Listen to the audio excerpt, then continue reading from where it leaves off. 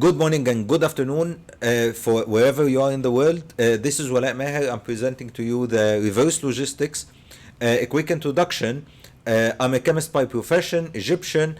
I worked with P&G for 11 years. They moved to Kimberly-Clark for another FMSG supply chain job. Then I had a leap of faith and I moved to building material in rack ceramics, as well as I have a diverse consultation and training career across more than 40 countries and for more than 70 companies. I've lectured and been honored to introduce my ideas for more than 22,000 individuals and more than 100,000 hours. I have two programs. One is the Entrepreneurial Supply Chain Architect, the ESCA, and another program for the companies that is called STEP. Okay. I have also a free channel for YouTube where I share my videos and ideas. I appreciate if you can subscribe on. Rack Ceramics is the company that I'm working in right now as the GM of supply chain and logistics. It is famous across the world. We are exporting to more than 160 companies across 160 countries across the world. We are producing more than 170,000 SKUs. We are the EMEA largest ceramic producer, and we are the largest ceramic production facility that is located in one compound globally. This, of course, put lots of pressure on deploying the ideas that I learned across the years, and as well that I am blessed by the people consulting me and the people helping me around in the supply chain. I've been in love with supply chain and logistics for more than 25 years. I've been a nerd, a geek, and I played the game of Transport Tycoon when it came out in 1994. And at that time, it was one floppy disk. I believe nobody knows the floppy disk right now from the new generations. Okay, but it was the game when I started to connect the dots and move one item from one place to one place and own the P&L of the supply chain. This amazed me, and I decided at that time, maybe, okay, not that clear, that this where I want to go. So wherever I was doing, and in whatever career that I chose in the beginning of my life, you'll find me always moving to my comfort zone, which is the movement of the parts. How to develop a supply chain to serve whatever, even if we are going for a fishing trip. Part of the companies that I've consulted is healthcare, food and beverage, packing material, education and training. All this, I try to take what I learned from each industry and mix and match in the other industries. We are not that different if you look at it. So, what is the STEP program? Okay, again, this is exactly the what you do every day in your job. Just I had in a fancy logo, which is we are here to improve service, time, efficiency, and profit. If you improve the service, definition of age group. If you improve the service and reduce the time, by design you will improve the efficiency and you will increase the profit. Then to the reverse logistics, where we are coming to focus here. The most overlooked link in the supply chain is reverse logistics. Why is that? Number one, impact is not clearly understood. We are always discussing, we are always saying reverse logistics, return this customer complaint or whatever. But what is the impact on our supply chain? Not clearly understood by most of the people of us and around us. Then, in reality, reverse supply chain looks bad. Those are photos from the internet. Just write returns on Google. It will get you loads and loads and loads of bad photos. Sometimes the product come damaged. Sometimes you need to have loads of inspection on it. Sometimes after all this, you put it there, but the salespeople are not interested to resell it. And maybe you will need to have it for charity, or you need to scrap it or whatever. It looks bad. It looks bad on the P&L. It looks bad on the ground. In reality, none of us is getting paid actually because of he's having a good return cycle or reverse logistic cycle. You don't put it in your work and development plan. You do not put it in your appraisal at the end of the year. Yeah, I've done great returns. Actually, everyone will tell you returns shouldn't happen by design. So even you cannot budget it. So it is not directly reflecting to your pay, and if it reflects to your budget by negative. So actually all the improvement that you have done during the year can be destroyed by a couple of returns unplanned. In reality, we love our comfort zone. We know our normal chains. We are professional in our normal chains. So for us it is nice because simply we know it all. So what are the different returns? Moving to the different returns, number one is there are returns by design, contractual returns, returns that we agreed and we know it's supply chain, like newspaper, magazines, tech products.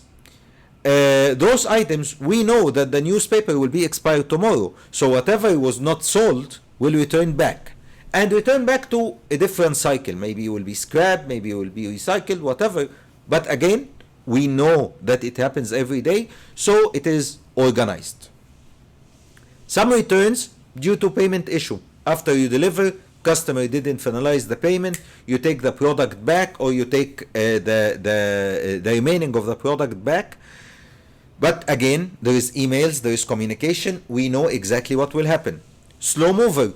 Many of the fast moving consumer goods, especially food and beverage, there are agreements with the big stores that at a certain point, when the expiry reach a certain point of near expiry, we will just send it back to supplier. Or when it is a slow mover, one of the juices is not moving anymore, we will just return it to a manipulation facility, we'll put some promotion on it and send it back. All those ones are designed. We know it's designed type. Where is the bad one?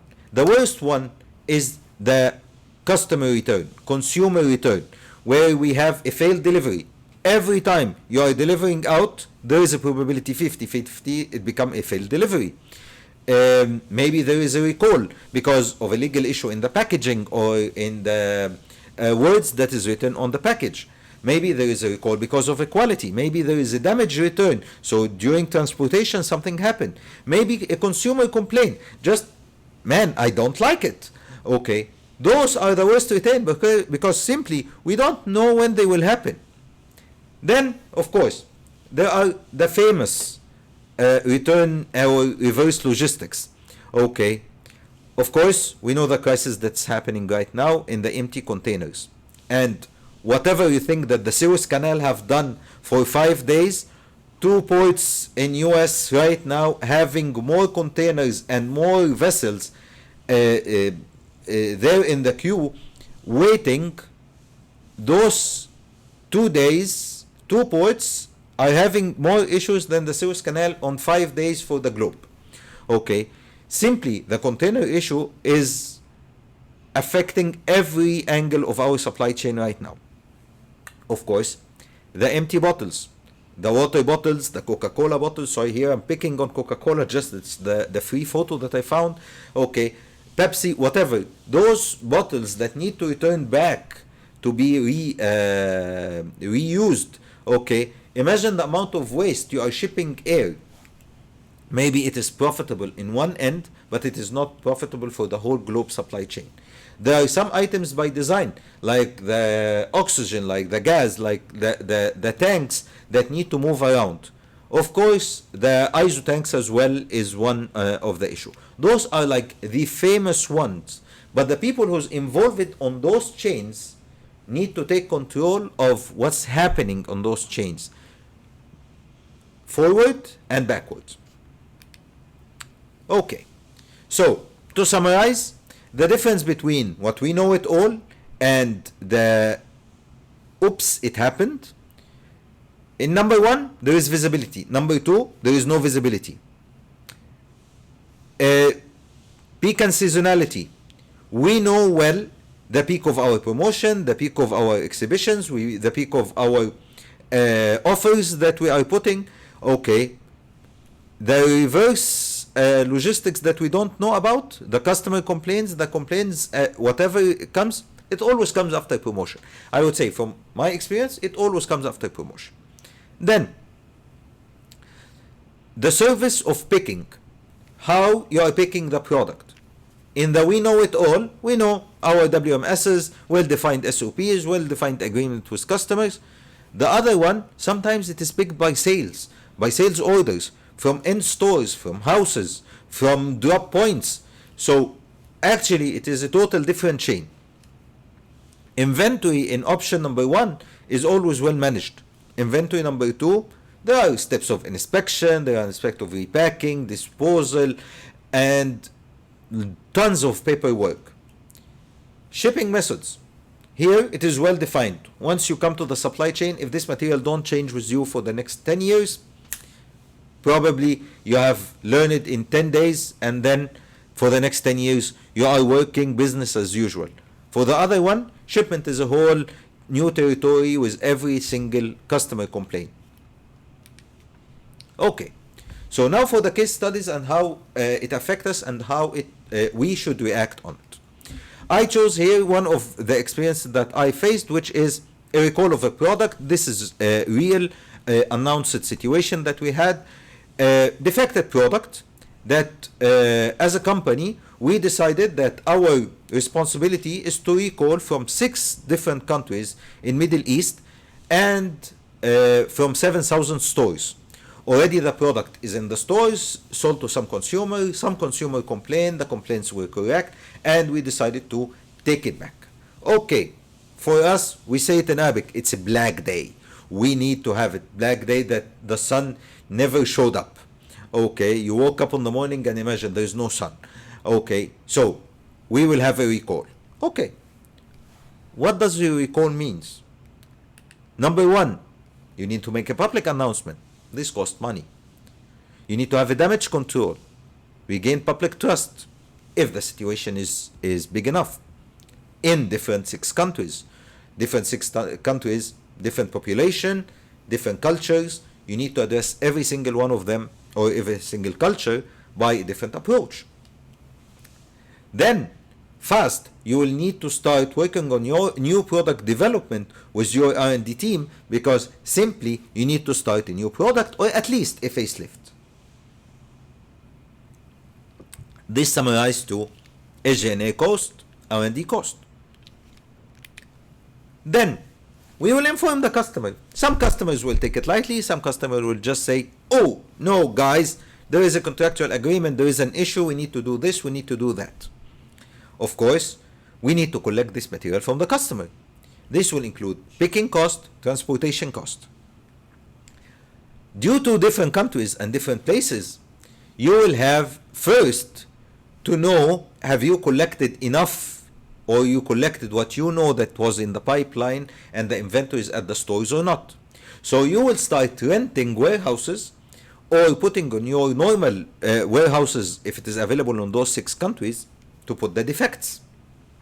And then whenever it is there, you are doing audits, you are taking care of the black market, you are watching out of runaways, you need to see the 6 countries rules, because some will tell you ship back to supplier, some will tell you no, I need my official to be attending all the warehousing collection.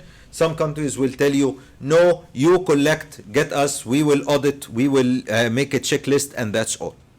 Of course, this will include transportation cost to those warehouses. So we have paid transportation from consumer to customer, from customer to warehouse. Then, after auditing and collecting the material, assuming that you succeeded, you will go for destructing this material. You have already put it in a warehouse. It does not include the destruction facility. So you transport it again to a destruction facility. Of course, you can be blessed and you organize this. But in reality, this one of the items that you need to think about, and think about it ahead.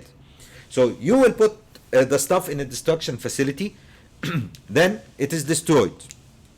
You have an obligation to make landfill, burn it out, whatever the process and by the law in each country, you need to transport it for disposal in another place.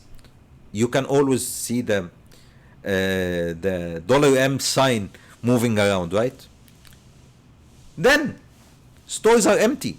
You already recalled the product. So there is a whole process of a replacement cycle.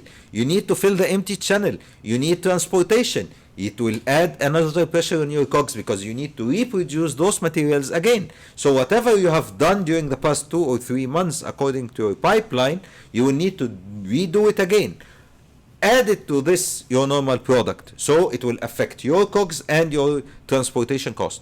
Then regain the lost market share and filling the empty channel. It is a huge hit on your SG&A. All this just because maybe someone missed a word on the packing material, maybe someone have made an error on the production line. All this will be triggered and handled by the supply chain, and you need to be on top of it in every single step. Moving to the contractual one. So a less worse scenario that what we were talking about. When there is a design or predictable return, my recommendation, the magic word, dedicated. You need to have a dedicated, well-defined process per customer. You need to have a dedicated way of transportation to manage the return. To manage the return, my recommendation, especially if you are shipping out and shipping back, don't have a dedicated truck for the return. Have a dedicated place in the truck always available for the return. Okay, so you get the orders for the return, you organize yourself, and then on the trip back you can pick whatever you want. Or moving forward, so if I'm moving from city A to city B and I'm from my source city and there is a return in city B, the guy can go to city A, then return back to city B and pick the return, or pick it on his way. So you need always to redesign your transportation management system to be agile, to pick doing the outbound, to do the inbound as well. Then deliver it to a dedicated storage space. Remember the photo, it looks bad. You can always organize it to a dedicated storage place. This storage place the team need to be well trained on the reverse logistics. Even if you do not have WMS at your company, if you do not have a transportation management system in your company, if you do not have even stock keeping tool in your company, not an issue. For this specific area, you need to have a system. Even on a mobile application, the available mobile application right now for $20, $30, you can get per user. But those are the ones that you need to have all the time, because this will come and bite you by the end of the year or when there is an audit. The last one in the dedication, dedicate a redistribution channel and disposing supplier. From food and beverage, one of the tricks that, yes, there is a contractual agreement with this big store that once juices are near expiry, maybe 1 month remaining, it returns back to supplier. Nothing. It will not stay, and he will not put it on offer to sell it. Okay, you should have another distribution channel for those 1 month. Maybe you have a contract with store shawarma joint that sells those juices, because anyway it is used every day, so it is not a problem if it is near expiry. Maybe vending machine supplier, maybe there should be a channel to move those products out. Okay, now for the non-predictable returns. For the non-predictable returns, my magic word is outsource. Why? Those are end consumer returns. Number one, not all companies have a customer service center that is 24/7 dedicated and have all the language supported. And you don't know where your product actually end up. Maybe it ended today with Egyptian, maybe it ended with Egyptian who can speak English, maybe it ended up by an Indian person, by Filipino person, or Malaysian person. You don't know the languages. So it is better to outsource this service to ensure the proper 24/7 coverage, the proper language coverage, the proper focus, because those guys are professionally designed to get the call, fuse out the customer or the frustrated consumer. They will follow your SOP to the point, and you can easily make for them a KPI, because this is their core job, not your core job. Then, after we get the complaint, you need to transfer it to a picking service. Why? Picking service, in my example, for the what we know about in a return, is different than maybe there is a return. A picking service, if they have Wala as a customer, if they have Muhammad as a customer, if they have George as a customer, if they have John as a customer, they can easily have optimized picking process. They can pick from a neighborhood or a city or a village for all those customers and put it in a centralized place and distribute it later on for you. While you, if you have a system only for picking your complaints, it will end up by you sending it today from here, 100 kilometers away, then 5 kilometers away, then 20 kilometers away. After picking service, you should have a storage, repack, and dispose facility contracted with you. Again, outsource it. You cannot handle all this. Those professional guys are working in disposing and repacking and storage every day. They know the paperwork, they know the legal requirement, they know how to optimize their processes. Imagine if I have 10 returns, some of them is in my industry right now. So ceramic material, building material, some of them will be recycled, some of them need to be landfill, and there is the packaging material, some of it is plastic and some of it is wood for the pallets and carton for the carton covering the tiles. Those all have different repacking, disposing process to obey the law and to obey the environmental requirements and to obey the safety. I have to make an operation or a process or put my mind in all this all the time. It happens, and every time if it happens every 1 month or something, yeah, where is the SOP? And you open up where is the SOP and you start looking at it. This by itself is a waste of time. But if you have a contracted service that can go and do the storage, the repacking, and all this process, they will be doing it to you and the other customers as well.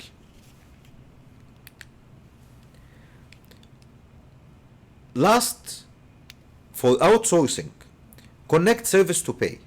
You cannot just go for lump sum like, yeah, I'll be sending you this amount, so by ton it is like this. Simple. You will pay peanuts, you will get monkeys. If you do not identify every single step, what need to be outsourced and what need to be outsourced to which company and what will be done in each item, you will be losing money all over the time. Imagine agreeing right now with a repacking facility and you don't know your repacking cost. A storage facility, and those guys are taking the most fancy storage area across the city. You need to go to the details, not to reduce the price, but to connect service to pay. Okay, you will do for me this service cost is like this is your margin, we will do like that. So everyone in the chain will be motivated to have a proper return cycle. Okay, now we have covered a disaster, we have covered contraction, and we have covered the unplanned. The thoughts of this session being and seeing what we are in right now in the global supply chain. It is our job and our duties and our government duties and our companies' duties to start pushing on innovation in the container business. I captured here two of my favorite container folding styles. This by itself would have solved a lot of the issues right now of transferring of the empty containers. It have been here for what, more than 15 years. As much as I know it, I was introduced to the foldable containers with 4-fold 15 years back. Till now, it is 0.1% of the business, at least from where I'm looking at it right now. I don't see it much. I don't see government pushing on it. I don't see supply chain pushing on it. I don't see even environmental activists are pushing on it. This by itself will solve lots of issues. Also, for the containers, my recommendation always is, please do triangulation. Your input process, don't wait for a third party to come and tell you, I will do for you triangulation and I will organize. If you are an importer and exporter, this is an easy go. This is at least a 50% reduction of your transportation cost. This is at least 50% reduction of the emission of the CO2. This is at least 50% reduction of the traffic that you and your fleet is causing on the roads. I'm telling you, I've done it with P&G, I've done it with Kimberly-Clark, I've done it in React Ceramics. It is like a gold mine. Every time you put your hand in, you will get the benefit. Okay. ISO tanks. If you move to isotainers and you push the industry to move to isotainers with the flexible containers, do you imagine how much reverse logistics you can reduce for your company? Do you imagine how many tanks, trucks, space on ships that you will just make it simpler? Yes, it is not straightforward and it cannot be done for all chemicals. Now, couple of years back, if anyone have thought about that we will be doing a session here from Dubai to show it to you in Sydney, nobody would have believed. If anyone have told us that all the countries will close and the streets will be empty one day because of a shutdown, yeah, we always see it in the movie, that's all. So I will not say even this is today idea is the future. This is 20 years, 25 years back idea. I deployed it, I worked on it, but I don't see it that strong and active. My recommendation, guys, of course, if someone, okay, he or she have done it, perfect. You are one of the pioneers. Trust me, it is not that looked at.